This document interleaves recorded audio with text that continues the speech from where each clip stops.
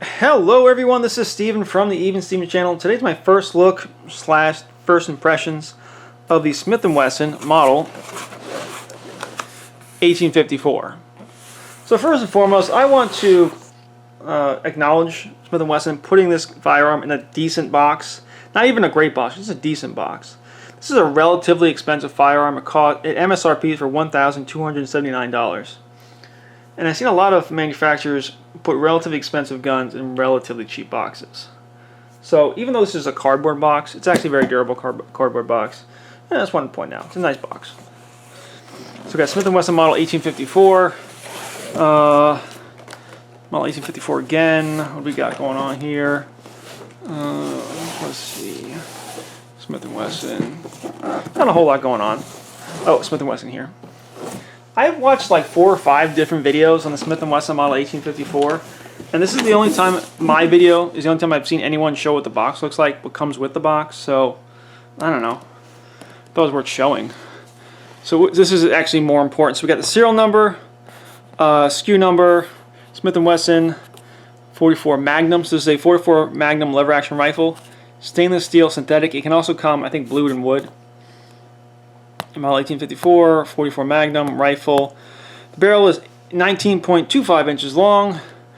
The magazine capacity is 9 cartridges of 44 Magnum, possibly an extra 1 or 2 if you have 44 Special. The gun and the rifle weighs approximately 6.8, 6.9 pounds, although it feels heavier. It feels like a heavy gun. Maybe that's just the way it balances. So we get, Smith & Wesson has this little, I don't know, little note for you here. I guess I'll read it. Congratulations on becoming a proud owner of our products. We stand firmly in support of the Second Amendment, ensuring your right to defend yourself, your loved ones, your freedom, and your enjoyment of the shooting sports. Our commitment to exceptional quality and reliability ensures that you're equipped with the best. For any questions or support, our team is here for you. Welcome to the Smith & Wesson family. You're part of the family now. Stay empowered, stay safe, and enjoy your freedom to the fullest. Scan here, register your firearm. Yeah, maybe I should. And there is a little bit of, I guess I'll zoom back out, some safety information here, which I'm not going to read anymore because I think I read enough of this box. So I got this used. This is the actual example of rifle that Hickok 45 had used in his video. He put it up for auction on Bud's Gun Shop, and I bought it. So, yeah, it's mine. Comes with the manual, which I did read. People have... Sorry, I got cut myself, so I got bandaged on. Instead of showing you my cut, I decided to bandage it up. People have criticized me for not reading the manual, and to be fair, I probably should read the manual more often, and there was some information here that I did appreciate reading. Came with cable lock, which I'm not sure if you can use a cable lock on a lever action rifle. Alright. Came with a chamber flag to show you the gun's not loaded. Came with, I guess, replacement screws. And this is the offset hammer spur that you can put on the original hammer, the standard hammer. And if you're using a scope, it's easier to reach the hammer because it's kind of, a lot of times the scope is on top of the hammer, so you kind of offset it so it's easier to reach the hammer. I've never really cared for these because it seems like the set screw that they use to hold in place always come loose. So unless you lock that down, this will probably come loose, and I just never really cared for it, but it's there, and some other literature, some California warnings. So typically with lever action firearms and like pump action firearms, they don't really come with a lot of accessories in the box because typically all the magazine is like integral to the gun. So there is not going to be extra magazines or extra back straps. They tend to be simpler boxes. So while I appreciate Smith & Wesson putting this in a nice box, we're done with the box for now.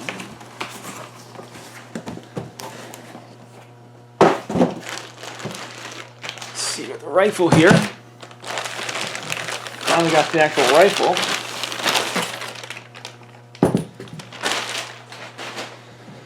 I'll do a quick overview of the rifle itself. just so you can see all the little details as best you can. If you really need to look at something, you can pause it. We'll go back through all the features. I just want to show it off because, you know, when other people do their videos, they do a lot of shooting, which is fine. I enjoy watching people shoot guns too, but typically you don't get the real details of the gun. So we have the rifle. Let's see if we can just decorate this a little more. I'm going to throw some, these are actually pretty empty boxes of 44 Remington Magnum and 44 Special. Let's see. And why not the Hickok 45 hat? Why not put that back up there? So like that came with the, if you saw the last video, when I won the rifle, it came with like certificate, came with the hat, it came actually with a handwritten letter, which is pretty cool. That was pretty cool of Hickok 45 to do. So what do we have here? Let's get started. This video is intended to be a buyer's guide for people who are thinking about buying this rifle. There's no shooting, just so you know. I'm not going to be shooting this rifle in this video. But this is really a buyer's guide to kind of show you the features and try to help you make a decision of whether or not you want to buy this. So that's kind of where I'm coming from here. This is a repeating firearm. You know, it's a lever action firearm. Let me just show it's unloaded. You can see it's unloaded because this magazine follower is all the way forward. So there's nothing in the magazine tube. I'm going to run the action. Chamber's empty. So this is a 44 Magnum rifle. Now I will criticize Smith & Wesson a little bit. In their marketing, they try to invoke their history of being involved in early lever action firearms development, which is true. Horace Smith and Daniel Wesson were involved in the development of the volcanic firearms, which were mostly pistols, I think, lever action pistols. And they would develop to become the Winchester line of firearms. You know, Oliver Winchester, when the volcanic rifle wasn't successful, Smith & Wesson went one way, Oliver Winchester went another way. Oliver Winchester would develop into the Henry rifle and the Winchester rifles, and Smith & Wesson would focus more on handguns. So Smith & Wesson, in their marketing, is trying to evoke their history of being involved in lever action firearms development, which is, again, true, but this rifle is not derived from the Winchester firearms that Smith & Wesson helped develop. This rifle appears to be more in line with a Marlin rifle, like a Marlin 1894, 1895, the Marlin 336. It looks a lot like the Marlin 1894, except that the receiver here is a little bit different. If you look at pictures of the Marlin 1894, the bolt the bolt will be like right here. So, and if you look at a Winchester ejects from the top. It's completely different. So this is more like a Henry rifle. It's more like a Marlin rifle. It's not really like a Winchester that Smith & Wesson might be trying to compare themselves to. But marketing hype, marketing fluff aside, let's see if this rifle is worth buying. We're going to go through the features back to front. First of all, we have the very front a nice threaded barrel, which is a feature that is not particularly common. It's been becoming more and more common on lever action firearms, but this is something that might cost like $100 to do after the fact, and Smith & Wesson gives it to you out of the box. So I think that's good value. I think a lot of these features on this rifle is a good value, even though it's not a cheap gun. When you put all the features together, I think it is a good value. So this is good for a muzzle brake, for a suppressor. 44 Special would be really good in this rifle because 44 Special tends to be subsonic, so the action would be locked. It's not semi-automatic, the action is locked. So you have a nice locked fixed gun, and you have a inherently subsonic round. This would be very good in 44 Special. It'd be relatively quiet. We have a big old front sight. There's a lot of stuff going on with this front sight. Brass bead front sight, which is cool. You know, I think I like fiber optic, but a brass bead would be more durable. I said the 19.25 inch barrel. I think this is like 410 stainless steel barrel. If you care, I don't really know too much about that. I don't know too much about materials as far as that goes. 9-round capacity in 44 Magnum. This is kind of interesting. This is a departure from a lot of other rifles I've seen, a lot of other lever action rifles I've seen. On like the Marlin 1894, this is fixed. This can't be removed. On the Henry rifles, this is like a loading gate. For the Smith & Wesson model 1854, this is really for unloading the gun, first and foremost. Do this, and then the whole magazine tube comes off. So this is not for loading, because if you start putting cartridges in here, they're gonna come right out. This is really for unloading. Now you take out the magazine tube, you dump it, whatever cartridge in there you dump, and then you run the action one time, and it's empty. So it's interesting. I mean, you can ignore this feature. It's interesting. Going rearward, you see we have, well, first of all, nice screws here. A lot of these screws are this style of screw. I think all the screws on this rifle are this style. This kind of, I don't know, is it an Allen screw? Is it a hex screw? But I think this looks nicer than on the Marlin rifles that have those slotted screws. So I did think this looks nice. This cap right here, I think it's attractive looking. Got a nice little sling stud here. M-LOK slots. There's the M-LOK logo. So you got nice 3 little M-LOK slots. What do I have? Where's my thing? I'm thinking about putting a what is this? An angled grip on my lever action rifle. Maybe I'll put an angled grip right here. Should I face it this way? Should I face it that way? I feel like I should face it this way. I'm gonna try that. See if that works. So that's fun. I'm having fun with this. There aren't a whole lot of markings on it. They're mostly right here. This says, the glare is a little weird. It says model 1854, 44 Rem Mag for Remington Magnum. Flip it around the other side real quick. It says Smith & Wesson, Springfield, MA, USA. I like the handguard too. There's a lot of texturing here. Not so much on the bottom, but on the sides, it's actually very good, very grippy. I like that. The receiver here is, I guess, also stainless steel, but it's kind of a duller stainless steel. It's not a really shiny high gloss. I kind of like how it's a little subdued. I do like that. We have XS sights. I wasn't sure if these are actually supposed to be XS branded sights. Does it say on there? Not that I see. But I'm pretty sure that Smith & Wesson said these are XS sights. So we got a nice ghost ring setup, which I found to not be super precise, because when I look at it, the ghost ring in the back kind of disappears. I think this is good for like quick acquisition shots as opposed to really precise shooting. Though I like it. I like the sight picture. Shooting this rifle, I have shot a little bit. It shoots a little bit low, and I could adjust it. There are adjustments for screws for windage, adjustment screws for elevation here. However, I've just aimed slightly higher. We got a nice Picatinny rail here, which I want to put an EOTech 512 on. I'm going to put an EOTech 512 on top of this rifle because I think that would be funny.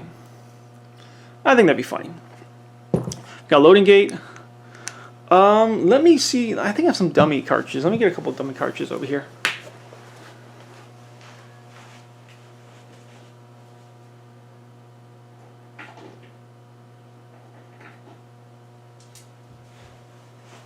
There we go. Sorry for the interruption. Just a couple. These are actually 44 special dummy cartridges. So we have the loading gate here. I guess we'll get back to that in a second. Have the ejection port here. This is the manual safety. I don't like the manual safety because it's too easy to actuate. So this is manual safety off. This is manual safety on.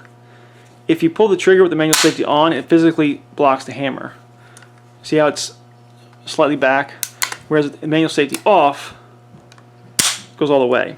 I fired the gun, or I tried to fire the gun. The manual safety on didn't work. I was freaking out because I didn't know what the problem was.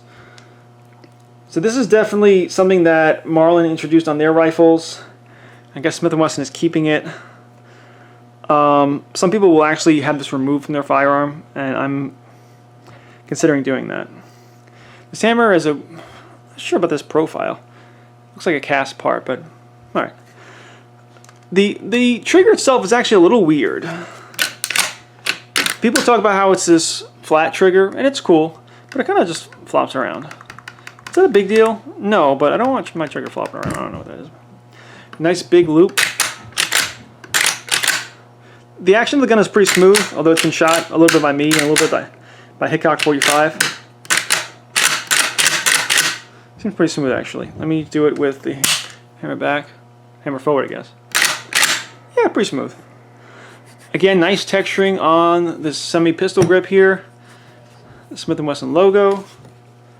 Some contouring here for your hand. It's a pretty kind of basic but solid. Actually, this is very solid stock here.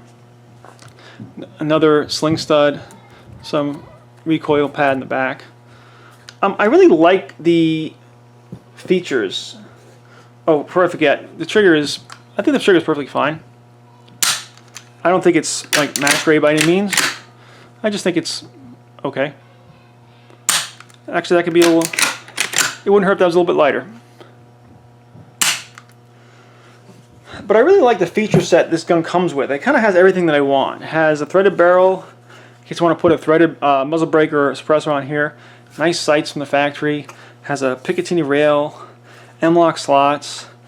The only thing I might do is put a different stock on here, but this is perfectly fine. I really like that all these things come from the factory, ready to go. You don't really need to change the rifle around too much.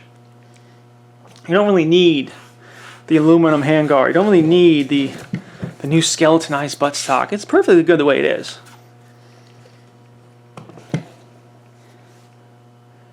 Now, for the people who don't know, and you know, there are people who maybe just don't have the experience with firearms, or live in countries where it's not available. The way this rifle works is that you're going to take the cartridges. Remember, these are dummy cartridges. You're going to put them in here like this. Sometimes it's nice if you don't put it all the way in. See, this is partially in. That makes it a little easier to follow up with another one. So you got one, you got two. You got two cartridges in here. These are dummies, remember, these are not live cartridges.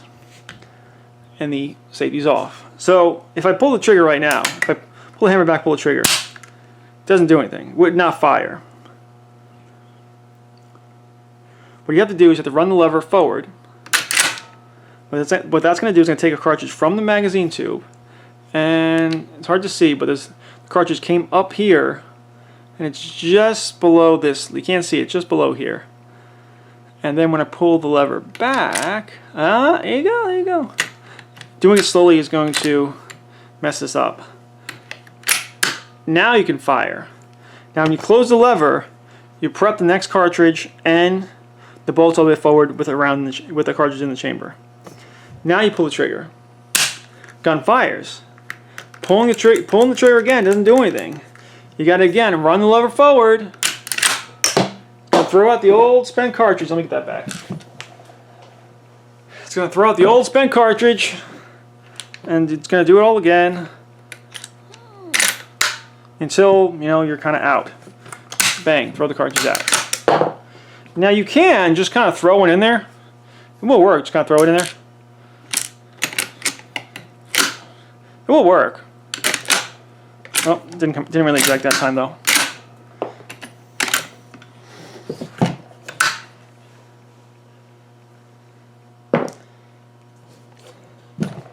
So far, just for people who don't know, so far I am liking this rifle. Again, it feels a little heavy for what it is. It feels a little front heavy, but I am enjoying it so far. I've shot a little bit. I have some 44 Special. Let's talk a little bit about that. 44 Special and 44 Magnum. This rifle is designed for 44 Remington Magnum, which is this cartridge right here, which is big. Like if you compare this to 9mm, this is big. Which and has this case right here. This is a spent cartridge. 44 Magnum is the more powerful counterpart to 44 Special. 44 Special is the older iteration, the older version. This is the parent cartridge. Someone wanted, you know, 44 Special on steroids. So they lengthened the case, just a little bit, so you couldn't put the newer cartridge in the older guns. And I guess they just put more powder in it. So this is why you might be able to get one extra cartridge of 44 Special, just a little bit shorter. And it seems like this rifle will run 44 Special and 44 Magnum equally well. It doesn't seem like it has a problem with it, which is good. So keep in mind, if you have a rifle that is chambered in 44 Remington Magnum, you can't shoot 44 Special. Although this chamber might get dirty very quickly. And InRange TV has a video that came out very recently about that.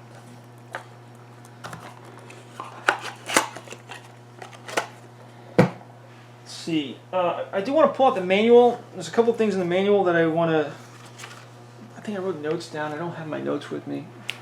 Alright, I'm trying to remember.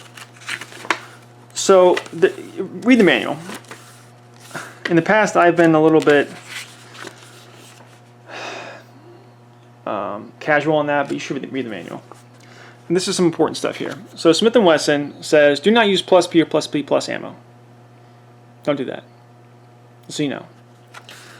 Also keep in mind that in the manual it mentions 44 Remington Magnum, which has been released at this time. That was the first one that came out. 45 Colt, which was released like a month or two later. But then 357 Magnum.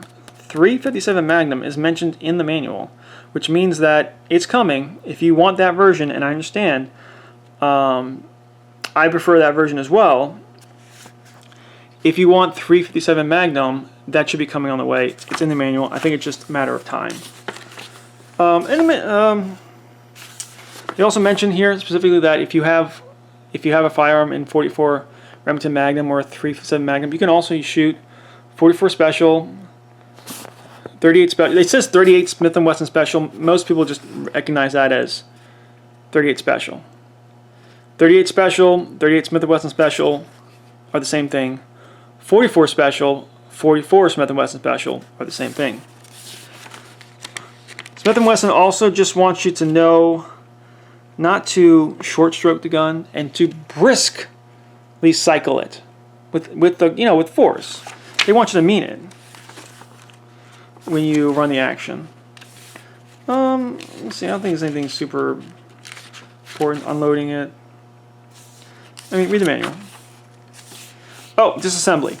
So Smith & Wesson recommends that disassembly is only taking out the lever, which is removing the screw, taking out the bolt, which comes out the back. I think once you take out the lever, similar to a Marlin 1894, you take out the lever and the bolt will come out the back. And also take out the extractor. And the extractor is, sorry, I meant the ejector. The ejector is that kind of wire-looking piece right here, that kind of spring. That's the ejector.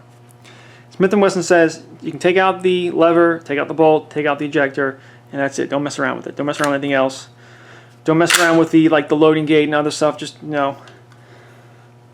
In the past, I have done stuff like that when I try to take down these guns really far, and it can be kind of a pain. So honestly, if I don't have to clean this, if I don't have to take this gun apart, I'm never taking it apart, because usually lever action guns are run pretty clean, and you can kind of get in here and kind of just clean a little bit as best you can, and put a little bit of oil.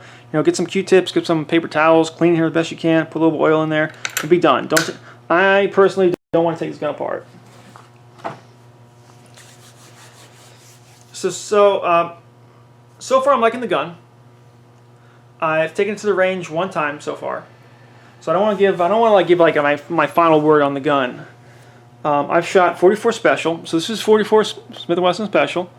So we have 180 grains at 980 feet per second.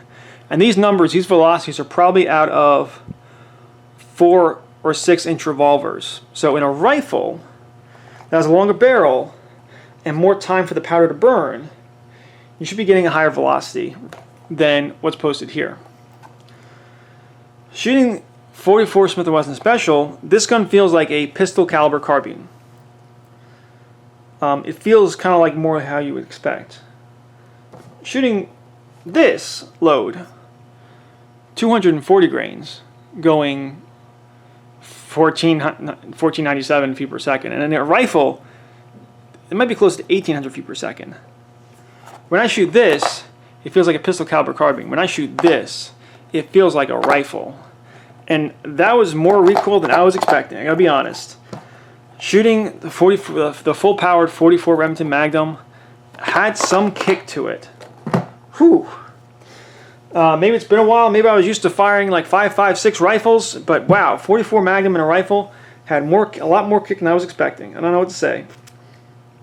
Maybe I need to man up. And just an aside, for me personally, sometimes when I shoot this rifle with the 44 Magnum loads, my hand will get pinched in between this lever here and this grip here, because there's a space there. My hand will get pinched in there. So that's an annoyance. I might do some kind of wrapping here to not really, just so I don't pinch my hand there so much. I don't mind the recoil as much as I mind my hand getting pinched here. That's an annoyance for me personally. So yeah, so far so good. I'm liking the rifle. I think I'm going to stick more to the 44 Specials, or maybe I'm going to pick out a loading of 44 Remington Magnum that's just a little bit lighter, maybe closer to like 1,200 feet per second. Just something a little bit lighter because I'm just shooting paper, honestly. I'm probably going to put, well, I am going to put this on there, see if that helps or not. This little vertical grip thing. And if it's just hokey thing that doesn't work, I'll take it off. I want to get an EOTech 512 on here because I think it looked cool. I think it'd be a little funny, a little cool that I have an EOTech on here. And I'm just going to shoot a little more. And I'm going to come back in maybe a week or two and I'll give you my final impressions. Let's see, anything else worth mentioning? No, I think it's good. So this is Steven from the Even Steven channel. Please do all that, like, share, and subscribing. If you have any questions, leave them in the comments. And I will see you next time. Thank you and goodbye.